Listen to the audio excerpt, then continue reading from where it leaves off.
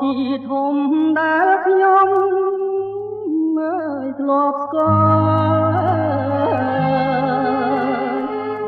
ធ្លាប់បានតទល់ប្រហាយាកង់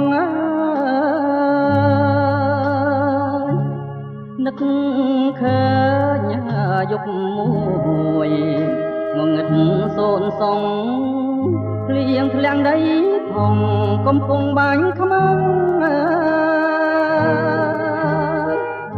ខ្ញុំលូនកាត់វាលនីកាត់ក្របមើលត្រែងត្រង់ស្រទាប់ដងលីកូនរាំងខ្មាំងរៀបបាញ់អូនបងយកទ្រូងពាំងមិត្តបងដៃត្រង់បាញ់ខ្មាំងសិនខ្សែ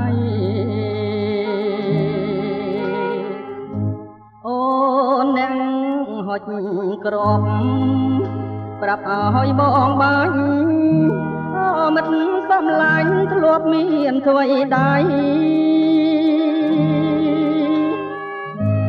ធ្លាប់យើ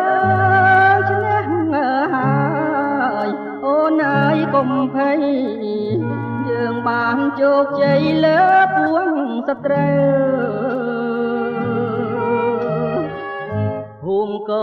គីធំជំរុំយុទ្ធជននៅពេលសាយ័នដេញខ្មាំងអស់ទៅបងប្អូនជាតិខ្មែររាប់រងស្រែកហៅដំណតទៅបានសុខសាន្តអើ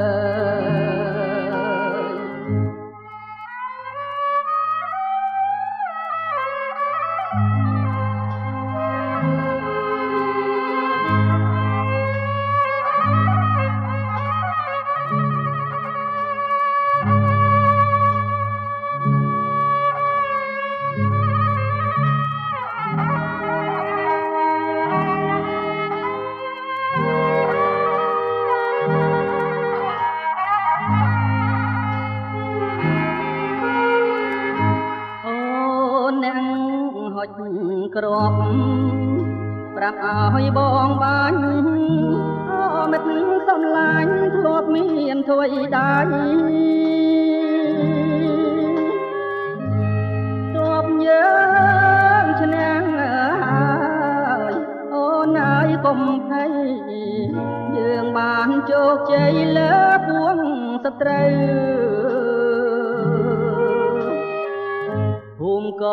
គីធំជំរុំយុទ្ធជន